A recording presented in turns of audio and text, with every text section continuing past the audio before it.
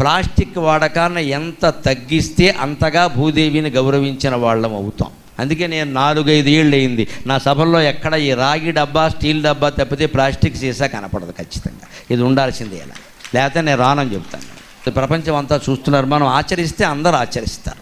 మా ఇంట్లో కూడా నాది రాగి చెంబో, స్టీల్ చెంబో ఉండాల్సిందే. ప్లాస్టిక్ సీసాలు ఉండడానికి వీల్లేదు. బయటికి వెడితే నేను ఖచ్చితంగా ఎవరున్నా లేకపోయినా పెద్ద సంచి పట్టుకుని వెళ్ళిపోతాను. నేను ఓ సంచి, ఇంట్లో వాళ్ళు కూడా పెడుతుంటే ఓ సంచి ఇచ్చేస్తాను వద్దన్నా సరే. ఎందుకంటే బయటికి వెడితే వంకాయలకు ఓ సంచి, కొత్తిమీరకు ఓ సంచి, గోంగూరకు ఓ సంచి, తోటకూరకు ఓ సంచి, ఈ మొగుడిని కూడా ఓ సంచిలో పెట్టి కడితే అయిపోయాయి. ఇన్ని సంచులు పట్టుకొస్తారో ఎక్కడ పారేస్తారో తెలియదు. అవన్నీ ఒక్క సంచి కూడా పట్టుకెడితే అన్నీ తెచ్చుకోవచ్చు కదండి.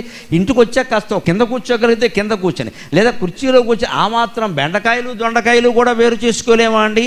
అందుకు కూడా ఈ శరీరం సహకరించదా? దానికో సంచియా, దీనికో సంచియా, ఇవన్నీ పట్టుకెళ్ళి కింద పారేయడమా? ఈ చైతన్యం ముందు రావాలమ్మా. ఎందుకంటే ప్రపంచాన్ని వాళ్ళ నాశనం చేస్తున్నది ప్లాస్టిక్.